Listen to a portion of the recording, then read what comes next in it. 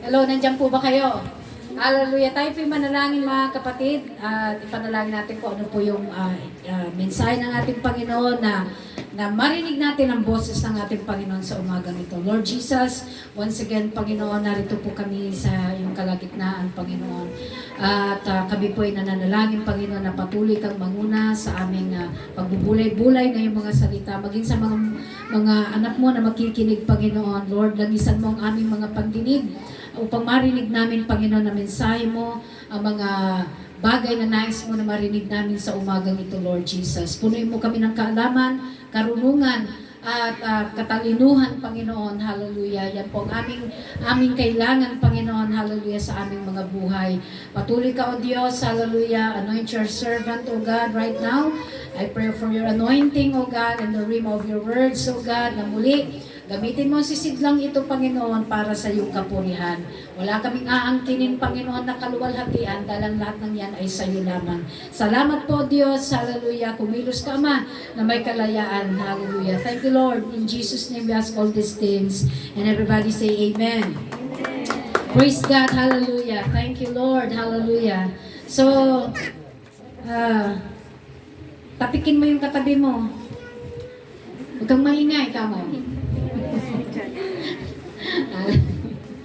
Praise God.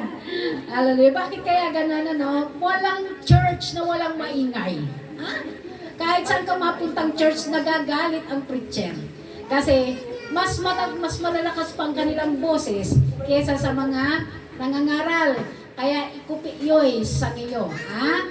Amen. Pwera na lang pagsasabihin niyo, praise the Lord. Amen. Hallelujah. Amen po ba? Nagkakaintindihan po ba tayo? Amen. Praise God. Hallelujah. So sa ating binasa, mga kapatid, in the 2 Samuel, mga kapatid, of chapter 23, ay nabasa natin doon ang tatlo pala yan. Sorry, in-stop ko si Sister Belen hanggang 24 pala. Okay, si Asael pala yung dulo. Sorry naman.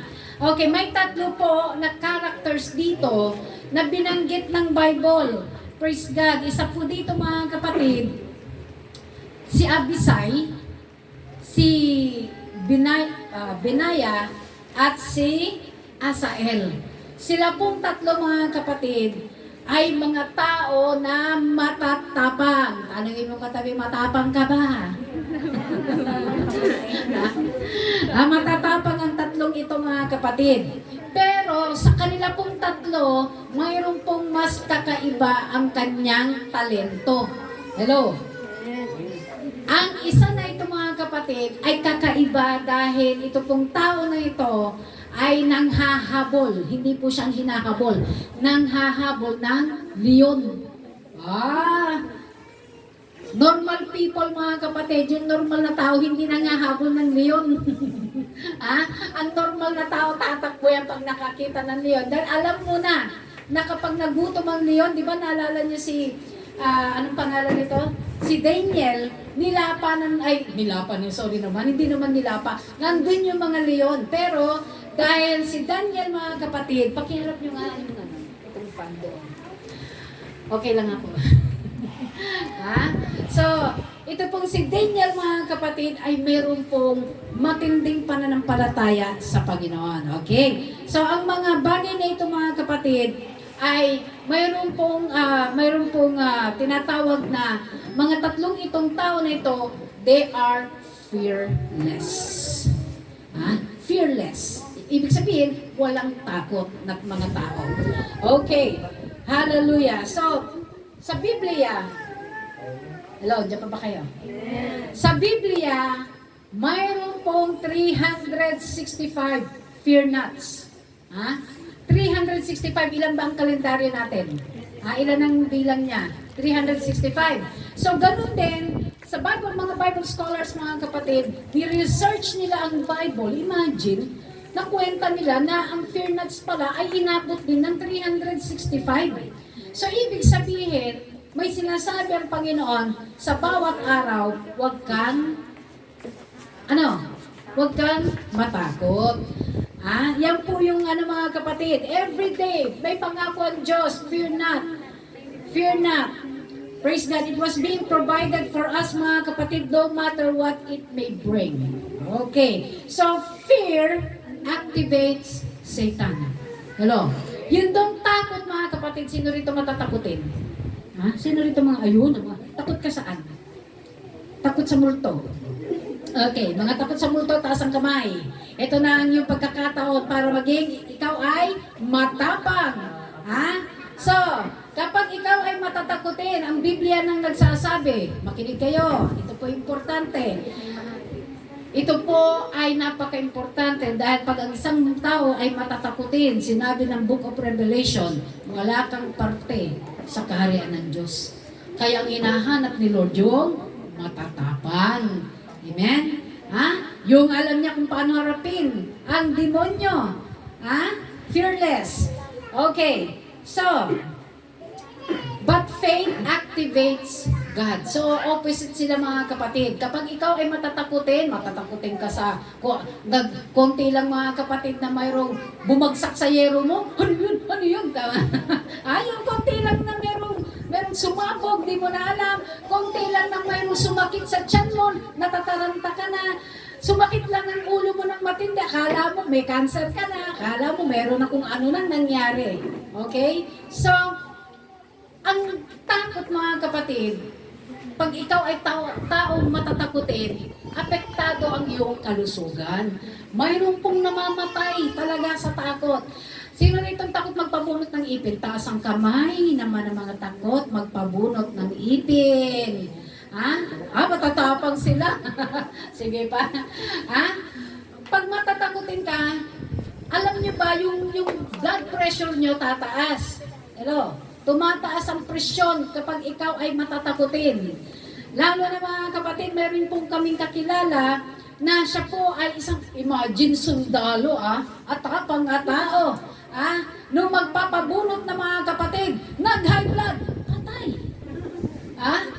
Ipin lang yan, samantalang siya mga kapatid, sundalo na matapang, nakikipaglaban, retired na sundalo mga kapatid. Pero ang katapat niya ay injection lang pala. May mga katapat tayo eh. Ang tao, may mga katapat yan. Akala tapang-tapang mo, parang yung kapatid ko, ang tapang-tapang. Nung namatay ang ate ko, nakaburo lang ate ko dyan, laki ng katawan ng kapatid ko.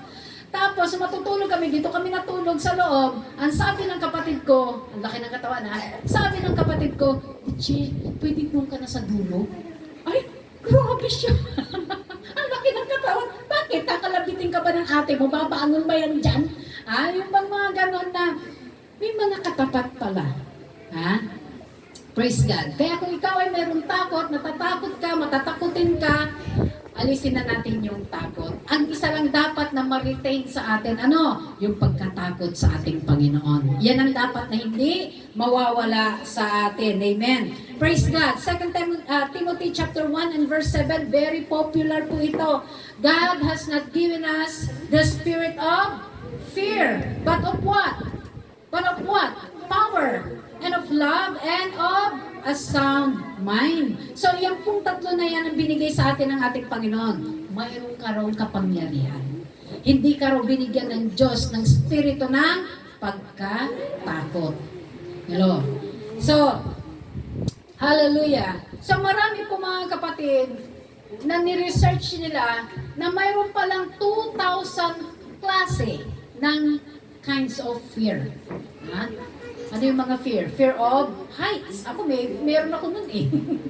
Sino rito yung pag napunta ka sa taluktok ng, albaw, nasa aeroplano ka, tinignan mong ganyan, nalulula ka na. Yung nga lang sumakay ka ng Ferris wheel eh. Sino rito nakasakay na ng Ferris wheel? Ako, ayoko sumakay dyan eh. Ang bilis kasi. Ikot, mga kapatid, pabilisan. So, natatakot ka dun sa heights na para bang akala mo eh, parang baka makulog. Yung mga nakikita ko dun sa FB, mga kapatid, yung mga nagpo-post sa FB na meron yung napakataas na bridge, tapos glass yung dadaanan nila.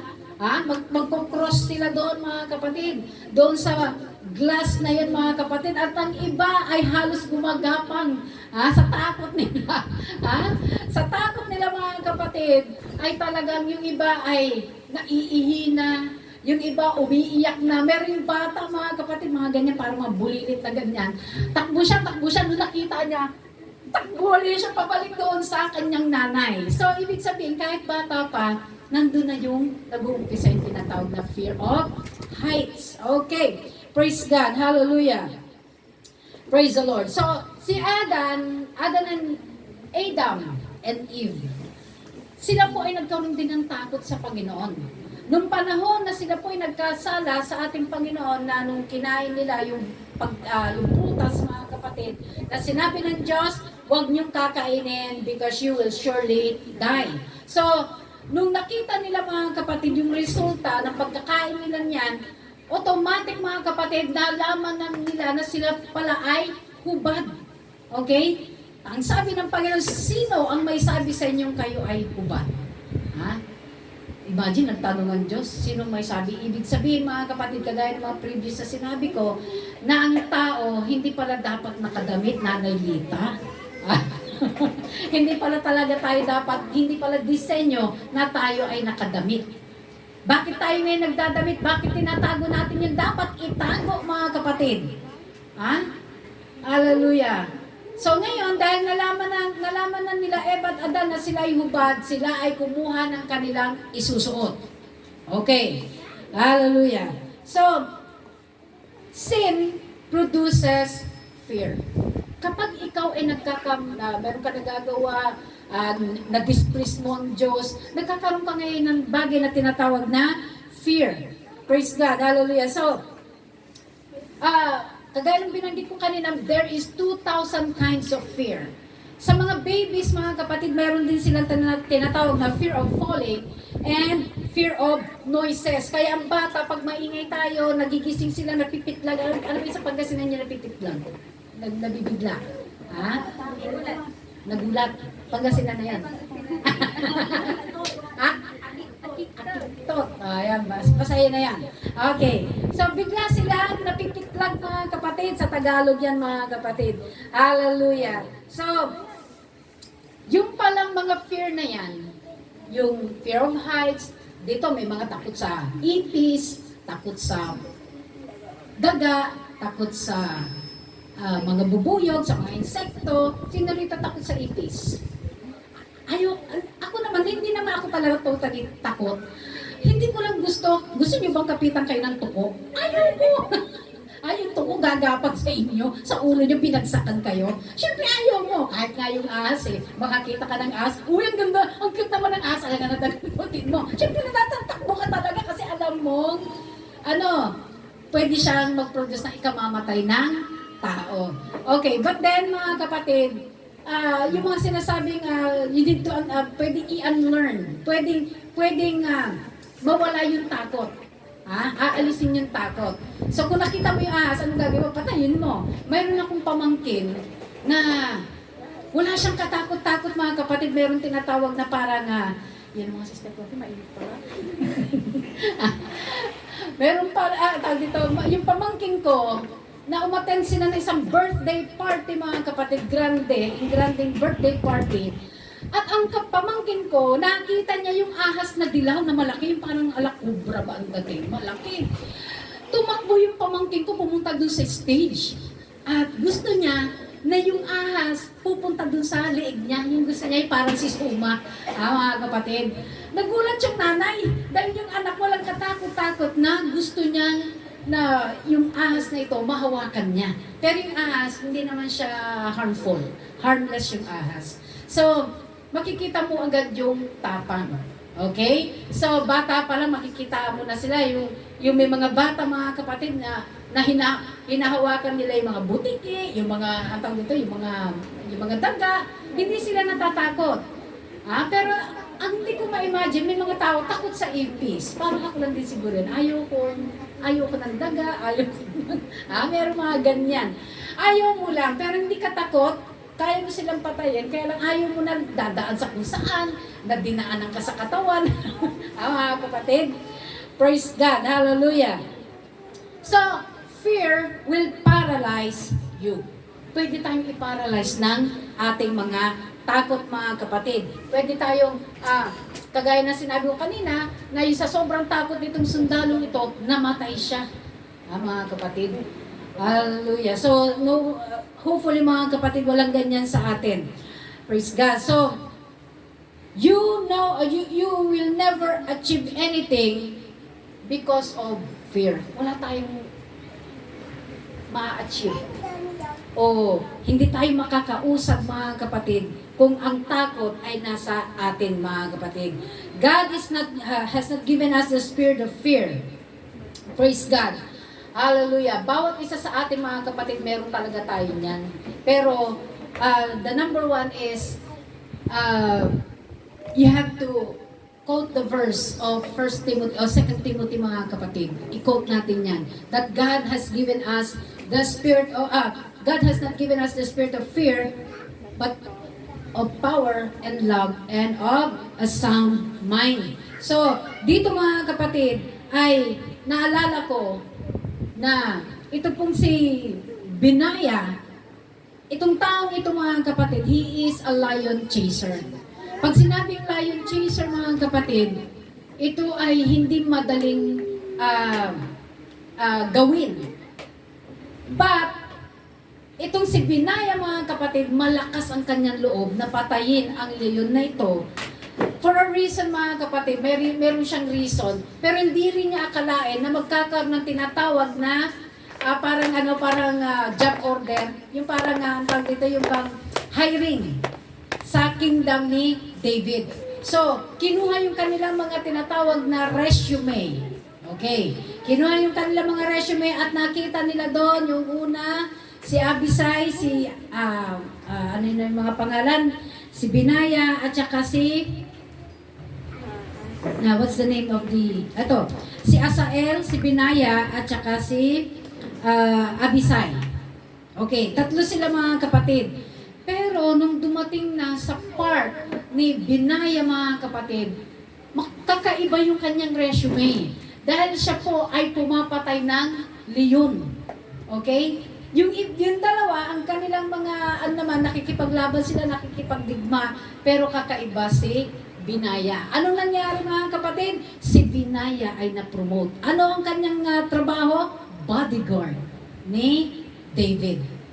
Okay? Naging bodyguard siya kasi nakita niya matindi yung, si David, oso at saka leon din. So nararamdaman ni David siguro na ay halos similar kami ng situation. Kasi si David, pag nakikita niya na yung tupa ay kukunin ng oso o di kaya ng leon, inilalaban niya yan. Okay, so same with Binaya mga kapatid, si Binaya nang huhuli naman ng leon. Lion chaser. Okay, so marami sa atin dito mga kapatid, marami pa rin yung takot. Okay, meron tayo mga takot mga kapatid na hindi natin nakukonquer. Okay, so dito sa binasa natin mga kapatid, sa 2 Samuel 23 and verses 17 to 24, ito po mga kapatid ay isang bagay na nagbibigay sa atin ng courage para po tayo ay maging matapang. Okay, matapang na harapin natin yung mga problema, yung mga challenges ng buhay.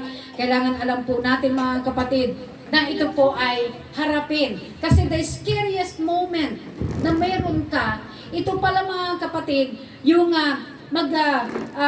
magdadala sa'yo doon sa isang level, kagaya ni Binaya, na siya po mga kapatid ay naging isang bodyguard.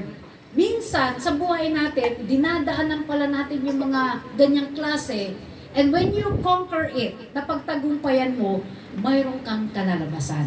Kagaya ni Precious, ang lakas ng loob. Talagang nag-church siya para maisabi niya yung Acts 2:38, John 3:3, John 3:5. Malalakas ang loob nila. Okay? Yan po ang hinahanap ni Lord. Yung mga matatapang, umabsent. Datakot kasi ilan sila na kailangan mag-memory verse. Sa susunod na lang, mayroon po kaming pupuntahan. Yun yung takot. Pero yung mga matatapang, makikita mo talaga that they are really serious sa kanilang paglilingkod sa ating Panginoon. The reason why mga kapatid na kailangan niyo yan na matutunan, dahil when you share the Word of God, hindi ka ignorante. Kailangan alam po natin yan. Amen po ba? Praise God. I remember mga kapatid, conquering fear. This is very, very serious matter mga kapatid. Ito ang magdadala sa atin sa tagumpay. Amen? I remember, a long time ago, matagal na ito, ang asawa ko at ako, when our early marriage namin mga kapatid, I think I was, hindi ko na matandaan, mga siguro I was 26 or somewhere in my 30s mga kapatid. Ang asawa ko ay isang, tawag dito, mabait ang asawa ko, pero when it comes to faith, medyo tagilid. Anong ibig kong sabihin? Ang asawa ko mga kapatid, kaming mag-asawa, kumakain kami kila Ate Nieves during that time. Doon kami kumakain sa kanila dahil wala naman kami pero wala kaming trabaho parehas. But sabi ko sa sarili ko, because I was being raised, mga kapatid, na palaki kami na magulang namin na hindi kami kumakain sa kapitbahay. So ngayon, sabi ko, challenge ko, na-challenge ako mga kapatid na mayroon akong Diyos. He will sustain, He will supply all my needs according to His riches in glory through Christ Jesus.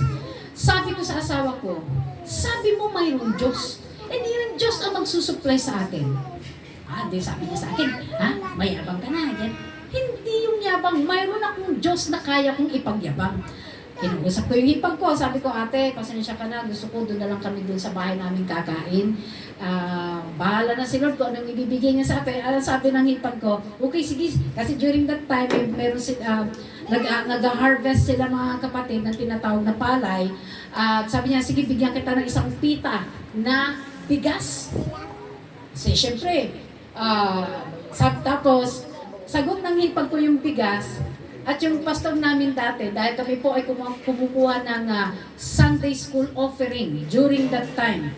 At ang sabi ng pastor namin, huwag nyo nang ibibigay sa akin yung offering. Sa inyo na yan, sabi niya. Gamitin ninyo.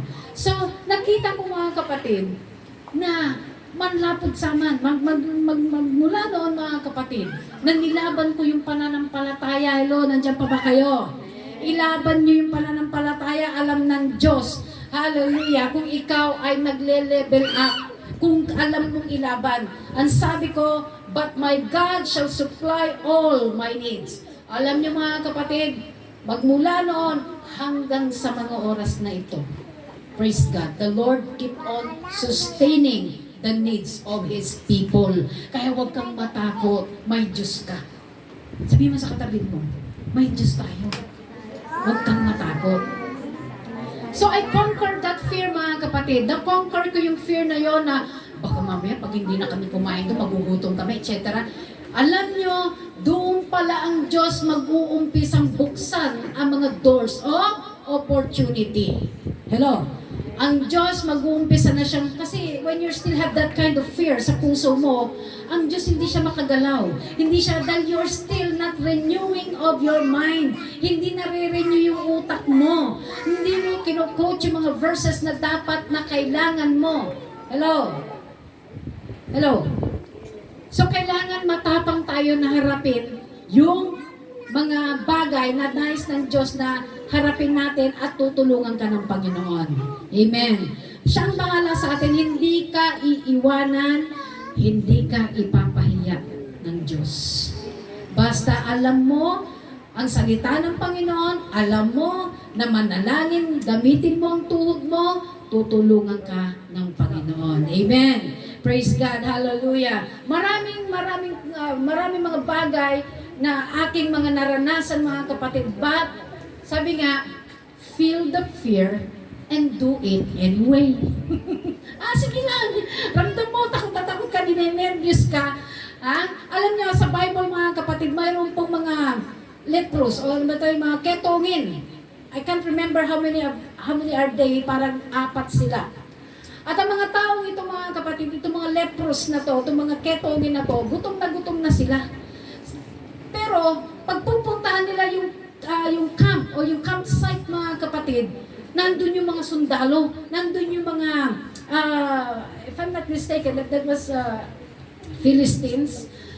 At sabi nung isa, pag hindi tayo kumilos dito, ganun din mamamatay tayo sa gutom. Eh di kung mamatay tayo, kung naabutan tayo na namatay tayo, namatay, kesa nandito tayo, mamamatay tayo sa gutom, di pumunta tayo doon sa campsite dahil nandun yung pagkain. Ang problema, pwede silang patayin doon. Pero what moves them mga kapatid is yung courage. Kung mamamatay. So, hindi nila akalain mga kapatid, sinubukan nila na puntahan mga kapatid yung campsite na yan.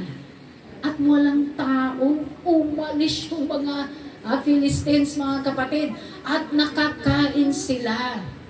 Hello. Praise God. Sabi nga, feel the fear and do it anyway. Gawin mo, bakit talaga gagawin mo? Hallelujah. Sabi nga, parang alam niyo yung mamamatay na rin lang tayo. Gawin na natin yung the best. Lusubin natin yan para makakain tayo.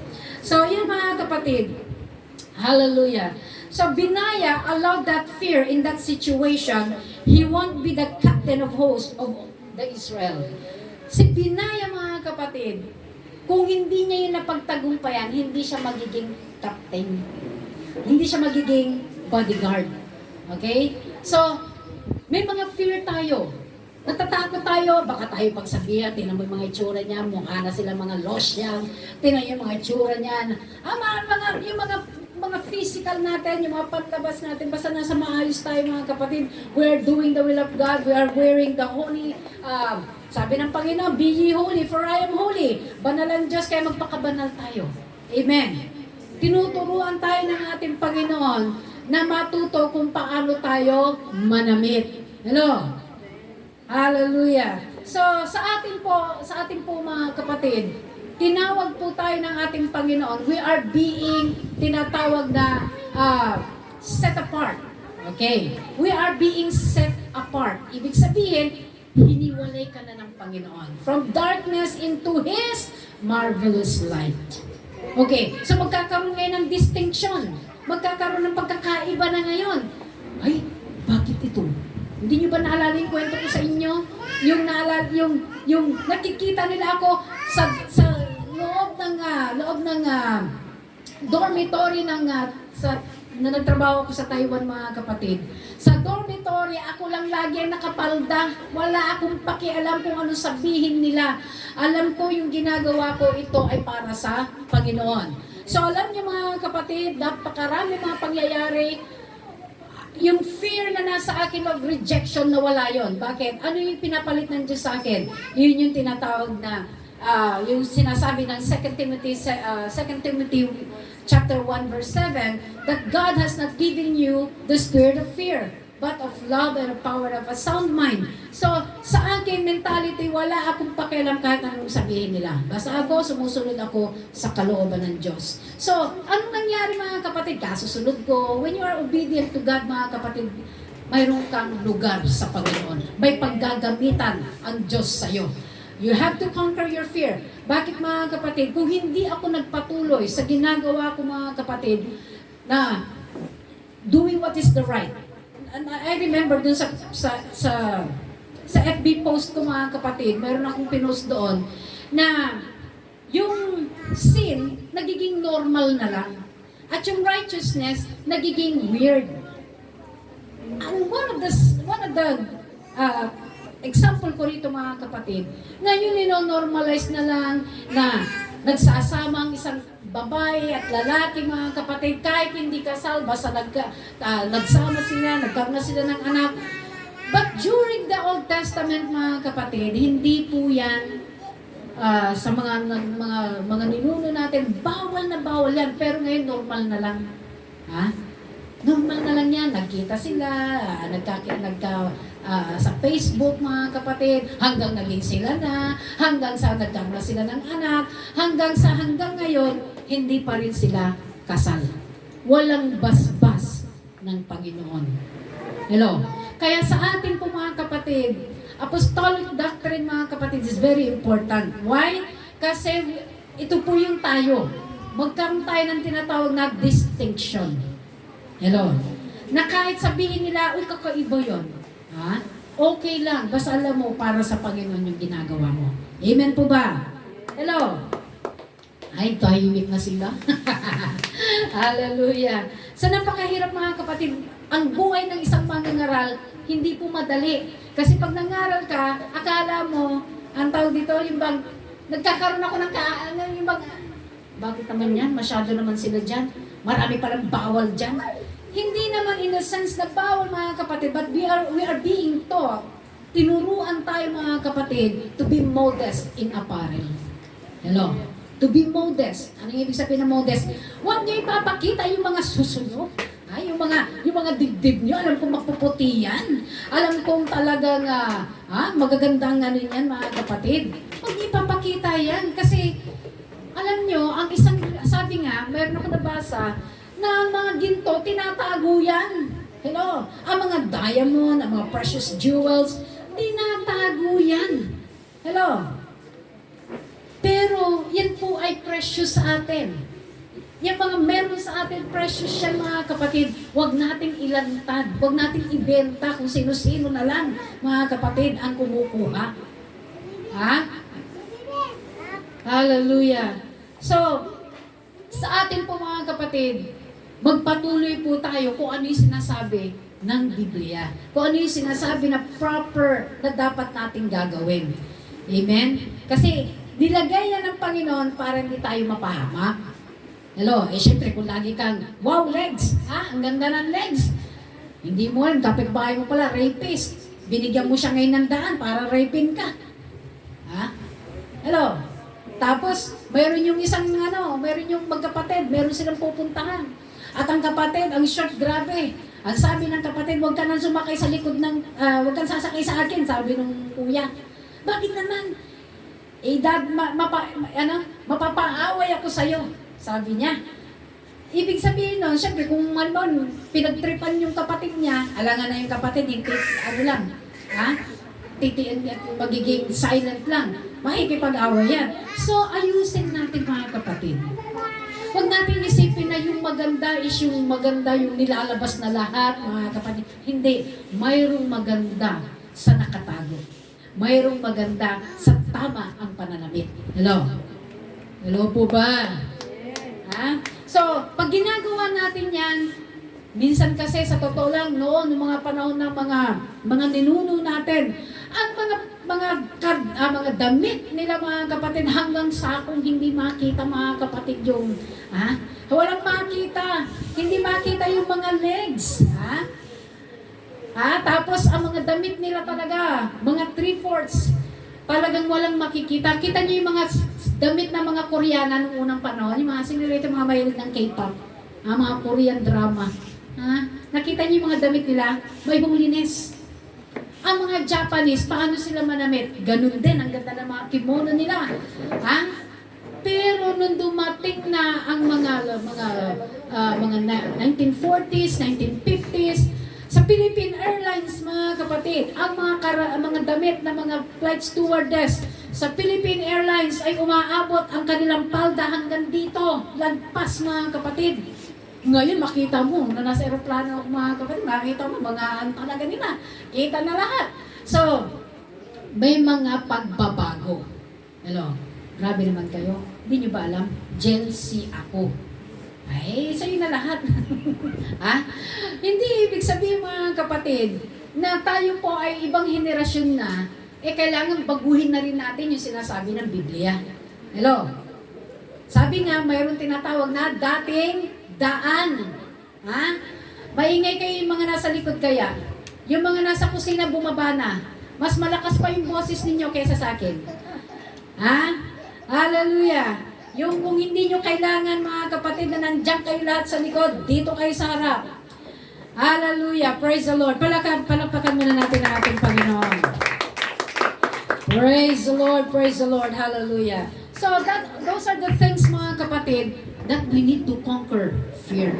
Kasi hanggat hindi mo na-overcome mga kapatid, takot na takot ka, baka may masabi ang kapitbahay mo, masabi ang nanay mo, tatay mo, kapatid mo, bakit ganyan ang itsura mo? Bakit ganyan ka na? Basta nasa Panginoon. Ginagawa mo para sa Panginoon. Let your light shine.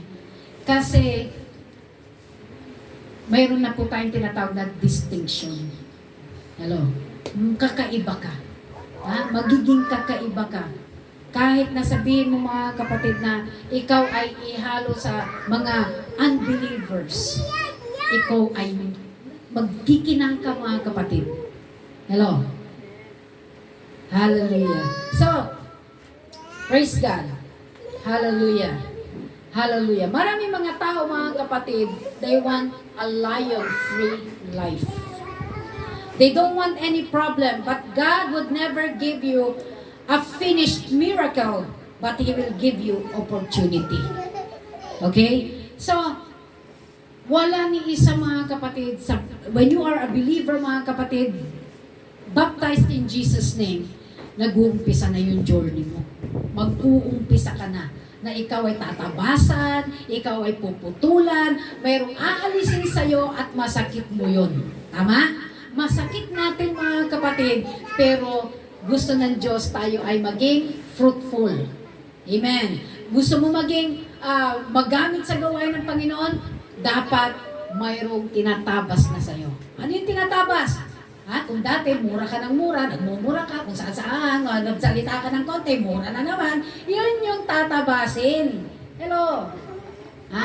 Ano pang mga tatabasin? Yung mga sungay. Pag yung sungay lumalabas na mga kapatid, kinakailangan tinatabasan na. Yung sinusuwag mo na yung nanay mo.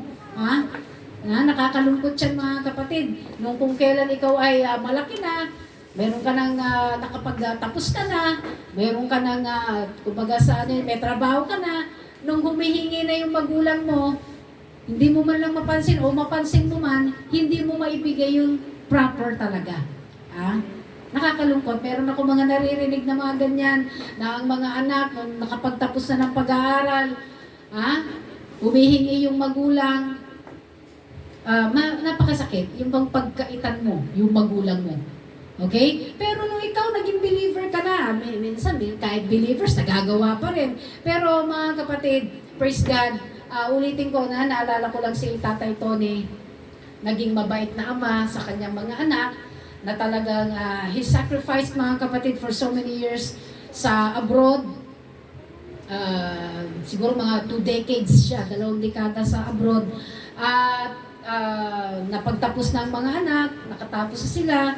At talagang, yung bang makita mo talaga na hindi siya tamad na tao. Bakit? Kasi kahit na ganun siya, na wala na siyang trabaho, he is still able na mag-deliver ng ice dyan po sa Bugalyon. Na hindi siya dapat, kumbaga, ayaw niya na matawag na siya ay tamad. Okay? Pinipilit pa rin niya kahit matanda na. Hanggang kamatayan mga kapatid, nakita ko kung paano yung huling hininga din ni Tatay Tony, nakita ko dahil we were there mga kapatid, at nakakatuwang naiinis ako minsan sa asawa ko. Bakit? Kasi magpa-pump kami doon kasi manual, mano-mano yung pump.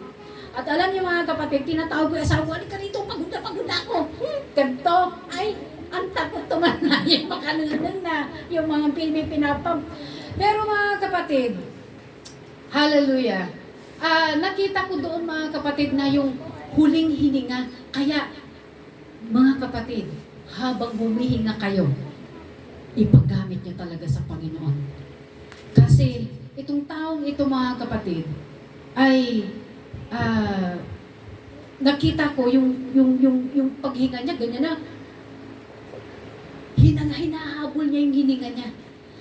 At ang sabi ng pamangkin ng asawa ko, si Brother Kevin, tumawag siya sa amin around 4 o'clock. And we are praying during that time. At sinabi niya, "Auntie," sabi niya, "punta kayo dito."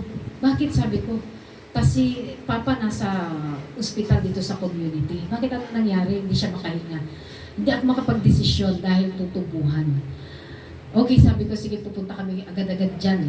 Alam niyo mga kapatid, pagpunta namin doon, ay, ang question ko sa doktor ganito, dahil nagagalit na dahil ang sabi niya, "Anong klaseng anak yan? Nag-aagaw buhay na yung ama, hindi man lang madesisyonan na patubuhan." Ang question ko, sabi ko, "Dok, kasi ganito yan, alam naman natin na basta natubuhan ng isang tao, 50-50 yan." 50-50 ang lagay ng isang tao. So, sabi niya, sinagot niya ako, sabi ko, marami kasi namamatay sa ganyan. Alam mo, kahit na hindi rin namin mag-guarantee na mabubuhay siya, pero itong pump na itong ilalagay na tubo, iyan ang magbibigay sa kanya ng tulong para makahinga siya ng maayos. Yung talagang kahit papaano. So nakita ko doon mga kapatid, nung nakita ko na yung pasyente na talagang habol-habol na niyang hininga niya, ang sabi ko sa pamangkin ko, kailangan niya talaga. Bahala na, ipag-pray natin na ang Diyos ang gagawa ng paraan kung ano yung let's respect the decision of God sa situation na to. Kasi hindi natin alam parehas lang din iuwi mo, mamamatay. Ilagay mo daw, mamamatay. At least nandun na sa ospital. Ano man ang mangyari, at least nandun na siya. Okay? So it took 12 hours mga kapatid na na talagang nandun si Kuya Tony at talagang medyo aburido kami kasi syempre when you are pumping it manually, mahirap. Mahirap mga kapatid. So, kinakailangan ng maraming bantay para mag-pump. Pero purihin ng Diyos dahil, hindi naman dahil, buti naman namatay na. Hindi ganon. Pero nagkaroon kami ng kapahingahan. Kasi kawawa talaga yung magpapump. Kasi hindi yung pag-pump mo pinump mo lang ng ganyan. Hindi, ipapump mo siya with your full force talaga, mga kapatid. Okay? So, ang ano dito mga kapatid is yung bibigyan tayo ng Panginoon ng yung tinatawag na wisdom, knowledge, and understanding how to make a good decision in something na hindi mo alam. Pero sabi ko, Panginoon, ikaw nang bahala dito sa sitwasyon na to. Hindi sila makapag-desisyon, hindi ako anak, hindi akong asawa, pero the-decisionan ko ito, ipapatubo. Okay, so it happens mga kapatid, na nung natubuhan na si Tatay Tony, ay kahit papano nadugtungan pa, kahit papano. And I realize mga kapatid, na pag pala ang isang tao, especially sa ganitong kaso, kasi iba rin yung case nung kay Brother Delmer sa tatay niya, tubig yun nasa baga, right? Tubig yun nasa baga, there's still a chance, 50-50 chance, kay Brother Dario. Pero dito kasi kay Kuya Tony, they have a different scenario. Magkaiba sila ng situation. So, yung kay Kuya Tony kasi, ang sa kanya, pina-x-ray namin, lumabas acute respiratory. Ibig sabihin, pneumonia in short. Okay? Pneumonia ang sakit. So, nakita ko doon sa kanyang x-ray, ni-research ko kung ano yung meaning, bakit ganito itsura to, ni-research ko yun mga kapatid, at doon ko na parang sariling self-diagnose na lang mga kapatid na pneumonia palang naging sakit. Okay? So, nandun pa rin yung fear, may fear pa rin yung pamangkin namin na, of course, pag itatransfer mo yan sa Region 1, sa Bulingit, alam natin government ito, masisiro balance. Ang last option na sinasabi nila ay saan yung last na pwede niya siyang dalhin. Hindi makaimik yung pamangkin namin dahil hayan lang sinasarin. Alam natin, sinasarin mga kapatid, pag pasok mo pa lang sa emergency yan, pera na agad dyan. Amen? Malaki na ang papatak dyan. So nakita namin yung situation, hindi naman sa ayaw mong mabuhay na yung tao, pero the reason is, mamamatay rin magagastos ka pa. So, dinesisyonan namin na doon na lang muna sa ospital. Hanggang sa magkaroon ng slot sa Region 1 at sa Bulingit. So, while waiting mga kapatid, we're doing manually na pagpapump mga kapatid. And then, last is, nawala na. So, hindi na nagtagal talaga. I realized na kapag pala ang tao ay natubuhan, especially 50-50 ito, mag-umpisa kung ikaw ay kung kagalit mo yung tatay mo, nanay mo, yung mag-asawa kayo, meron kayong sigalot, yun yung time ng tinatawag na forgiveness, yung magpapatawaran. Okay? Habang naririnig pa ng tao yung sinasabi mo. Nung si James dumating, sabi ko, James, halika nito. Turuan kita na mag-pump. At pangalawang pump pa lang ni James, pinatay niyang tatay niya. Hindi naman. Hindi naman. Sa pangalawang pump, mga kapatid, tumingala si Kuya Tony. Tiningala siya, tiningnan siya.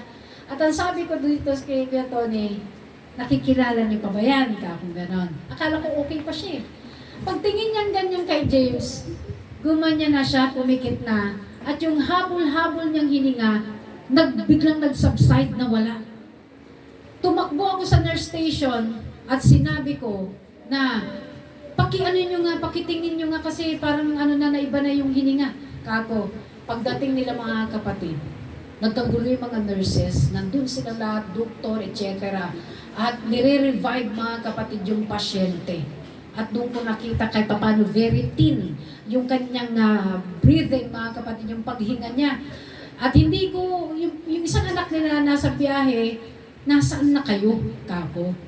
Hindi ko masabing agad-agad kasi hindi pa nang pinopronounce ang doktor na patay, ayaw ko mag-pronounce that this person is dead. So, sabi ko, nasaan na kayo? Ante, nandito pa kami sa organeta, etc. Sige, sabi ko gano'n, sana maabutan niyo pa si papa niyo, kako na. At siguro mga 10 minutes or 15 minutes, tumawag ulit yung pamangkin na nasa organeta. Dahil meron pala silang group chat na magkakapatid. At chinat nung isa, wala na si Papa. The reason why I don't want na sabihin yung ganon, dahil nasa biyahe sila. Pag nasa biyahe, very aware ako, baka madisgrasya. Kasi siya pa naman yung driver. So, ganyan ako mga kapatid, sinabi ko na lang, oo, wala na. So, ginilid nila yung sasakyan, umiyak muna ng umiyak yung isang anak. Siyempre, alam niyo, mahirap ang mawala ng magulang. Yung alam mo, hindi mo na siya makikita forever and ever. Hindi mo na makikita. Yung araw-araw mo nakikita, yung araw-araw mo nakakausap, nag-abroad na pala, wala nang balikan. Nag-abroad, wala nang balikan. So, yun yung mga bagay mga kapatid na habang ikaw ay humihinga, habang humihinga pa si nanay, si tatay, ipadama na ninyo yung pagmamahal nyo. Kasi pag wala na sila talaga mga kapatid, there are lots of regrets. Maraming mga anak na nagkaroon ng tinatawag na regrets. Sana pinaranas ko kay tatay ko, sana pinaranas ko kay nanay ko. Kasi pag wala na talaga. Amen. Praise God. Hallelujah. Palakpakan natin ang ating Panginoon. Praise God. Hallelujah. So, we are still mga kapatid, hallelujah, dito sa tinatawag na sa istorya mga kapatid ni Binaya. Hallelujah. Okay, so you need to do, all you want to do, or all you need to do is to overcome the scary lion. Yung sino ba yung lion ninyo? May mga problema tayo. Ano ba yung mga lion na mga kinakaharap ninyo?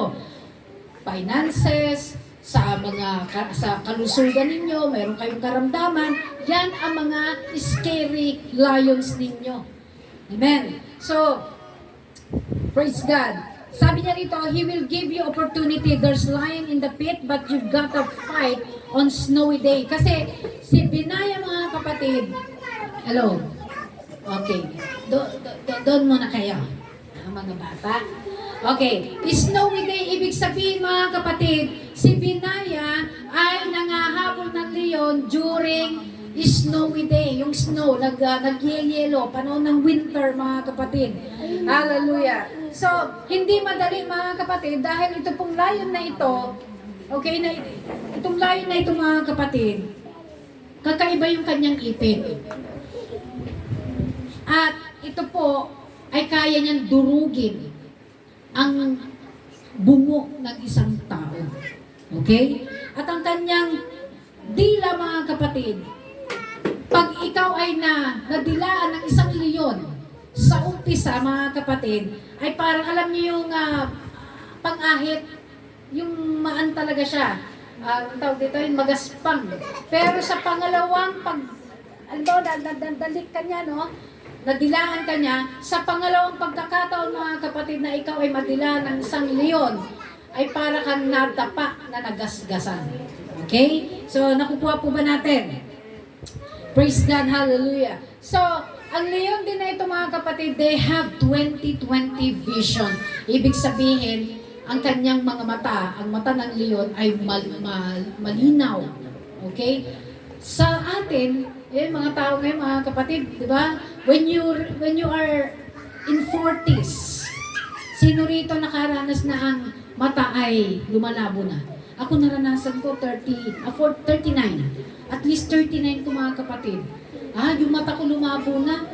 Pakunti-kunti habang nag-ano kami ng salamin from 100, naging 110, naging 120, naging 220, mga ganyan, 250, tumataas. Ibig sabihin, yung mata ng mga nagkakaedad ay naiiba na. Okay? So, hallelujah. Hallelujah. Praise God. So, God's odd is different. Sometimes, mga kapatid, yung kaparaanan ng Diyos, hindi natin siya talaga maintindihan. Amen? Hindi natin maunawa. Nagtataka tayo, Lord, bakit ganito? Yung situation, alam niyo yung nangyari sa bundok, mga kapatid, na nagpakain ng Diyos ng 5,000. Ilan lang ang tinapay noon at ilan lang ang isda? 2 loaves. 5 loaves and 2 fishes, mga kapatid. Pero na-multiply siya. Na-multiply, mga kapatid, into 5,000 at meron pang 12 baskets na natira. So, pag meron pala tayong mga situation, kagaya ng sabi ni Pedro, Lord, paano naman yan? Ang dala lang ng batang ito, 2 isda lang at saka 5 loaves of bread. So, ibig sabihin, sa 5,000, hindi siya kakasya. Tama po ba? Hindi siya talaga kakasya. Pero, nung binless ng Panginoon yung pagkain, nakakain ng lahat. Ibig sabihin, God's economy is different from this world's economy. Amen. Naghihirap na yung mga nasa paligid mo, pero ikaw, wow, you're in plenty. Nandun ka sa kasaganaan. Bakit? Praise God. Kasi, little is much when God is in it. Amen. Yung konti na mayroon sa'yo, mga kapatid, kaya ng Diyos na i-multiply. Hello? Ang gusto ng Panginoon, yung mayroon sa'yo, halimbawa, kagaya nito, si Pedro, nagko-complain, 5 loaves of bread at saka 2 fishes. Paano yan, Lord, mapapakain? Huwag yung tayong magtanong. I-turn over natin sa Panginoon. Lord, Ikaw ang siyang magsusustain. Iba ang economy ng ating Diyos sa economy ng mundong ito, mga kapatid. Your nothingness plus God Almightiness is equals to more than enough, mga kapatid. More than enough ang ibibigay ng ating Panginoon. If you go in His name, you can defeat fear. Ano ibig sabihin nito? When you go in His name, you will defeat fear. Pag ang Diyos ay nasa iyo, hallelujah, kahit sabihin mo, wala tayong kakainin mamayang gabi, wala nang bigas, hindi mo akalain, mga kapatid, may kumakatok na, ito, mayroong ulam dito, may gagamitin si Lord. Amen. We are the member, mga kapatid, ng Jesus Christ, Amazing Grace. Pag sinabing Amazing Grace, yung grasya mo, mga kapatid, ay nakakamangha. Yung ibinibigay sa atin ng Panginoon ay nakakamangha. Amen? Praise God, hallelujah. Kaya wag po tayo, mga kapatid, na pagre-reklamo, yung reklamo mo, reklamo ka na reklamo sa asawa mo, sa anak mo, etc. Hallelujah. Instead of magreklamo ka, magpuri ka na lang sa Panginoon. Amen? Hallelujah. Minsan kasi, kaya natin nararanasan yung mga ganyang mga problema kasi hindi man lang natin alam pasalamatan ng Diyos. Hindi man lang natin alam papurihan ng ating Panginoon. Amen? Praise God. Hallelujah. So, scariest experiences. Ito yung yung natatakot ka, pero hindi mo pala alam, mga kapatid, yung mga panahon na natatakot ka sa situation na ito, yan pala yung magiging sometimes, magiging bedtime stories, sorry. Yung ikukwento mo sa apo mo, alam mo, apo, natatakot ako noon na tawirin yung swimming pool Yung swimming pool, napakahaba. 100 meters ang haba ng swimming pool. Tapos alam mo, kailangan tatawirin yon, pero ang dadaanan mo, puro mga buwaya. Puro mga buwaya, tatapakan mo yung mga buwaya. At alam mo, Apo, may nagtulak sa akin. Tinulak ako dun sa swimming pool. Ang takbo ko, 100 kilometers an hour. Ang bilis ng takbo niya, natawid niya mga kapatid. Sabi nung committee, wow, ang galing naman ng taong yun. Ang bilis niyang tinakbo, winner siya. In-interview ngayon. Oh, ang galing mo pala sa ganyang larangan. Sabi niya, dahil hindi naman siya Christian, nagmura. Sabi niya, may nagtulak sa akin. May nagtulak sa akin, kaya ako natakbo yan. Yun yung mga scariest moments na one day ay magiging bedtime stories mo sa mga apo mo. Amen. Praise God. So ano yung mga fears na meron sa inyo?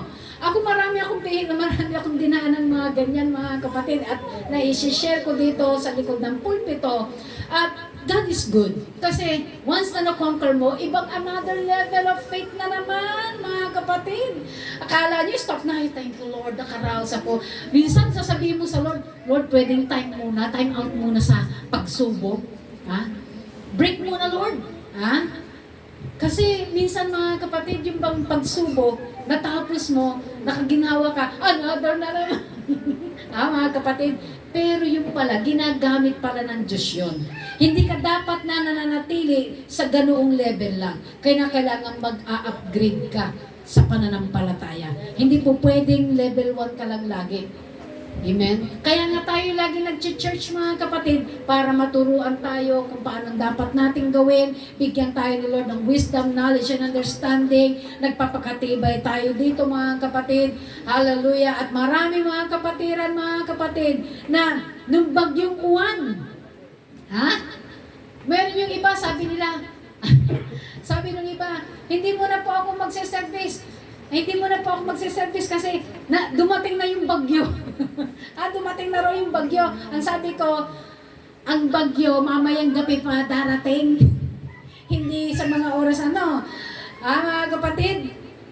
Pero doon sa mga talagang matatapang na mga kapatiran na dumalo sa araw ng bagyo mga kapatid, mayroon po silang napakagagandang mga testimony.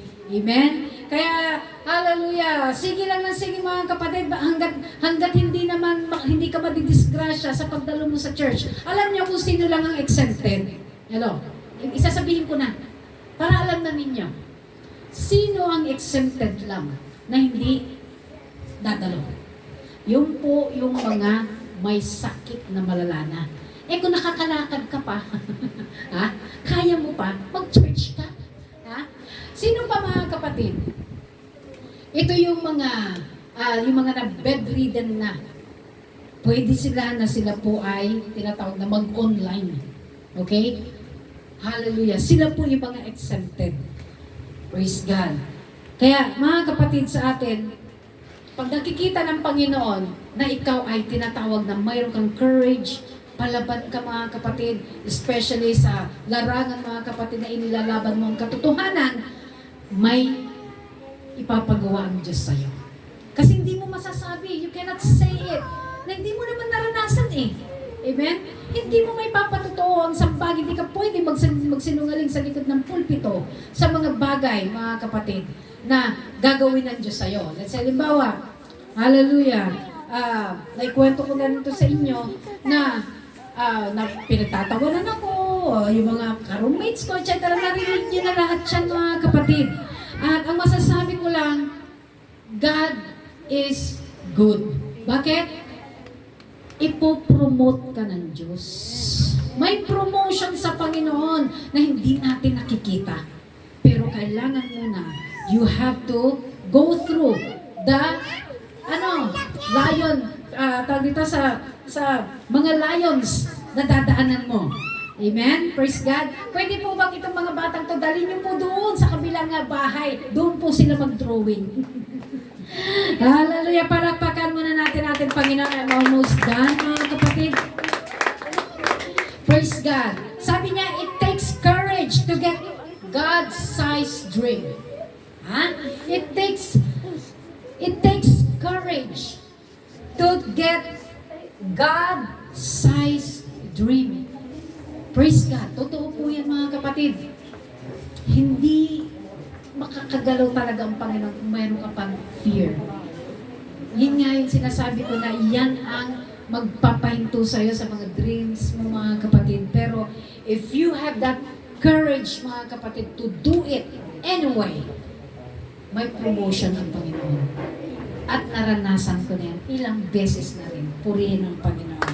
Hallelujah! Thank you, Lord! No guts, no glory, mga kapatid. Hallelujah! So mga young people, don't bury your talent. The God-given talent, mga kapatid, wag natin yang itago. Hallelujah!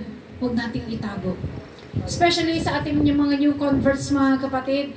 Ako po ay natutuwa sa kanila na talagang sila po, mga kapatid, ay patuloy na nakikita ko na mayroon sa kanila na baptize na magpapatuloy.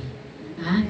Kasi hindi naman totoo po ito. Hindi po lahat na nabaptize in Jesus' name ay kayang magpatuloy. Ang iba dyan, mag-i-stop. Ang iba dyan, mga kapatid, nagpapahinga.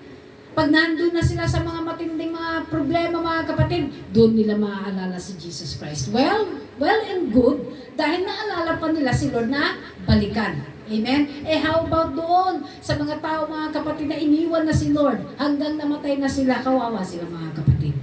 Amen? Praise God, hallelujah. So sa ating mga kapatid, sa umagang ito, may sinasabi ang ating Panginoon na we are facing challenges ng buhay, mga kapatid. Iba-ibang, lahat tayo may mga problema, pero iba-ibang pangalan ng mga problema natin. Pero tandaan natin, mga kapatid, as long as God is in His throne, habang ang ating Panginoon sa trono pa, we have nothing to fear. Amen? Praise God. Shall we all stand, mga kapatid? Hallelujah, hallelujah, hallelujah. Thank you, Jesus. We are being called, mga kapatid. Tinawag tayo ng ating Panginoon. Hallelujah, na maging matapang sa lahat ng panahon. Hallelujah. We are soldiers of Jesus Christ, mga kapatid. At hindi mo makikita ang promotion, mga kapatid, ng Panginoon sa buhay mo if you will not continue doing or walking into the right path, mga kapatid.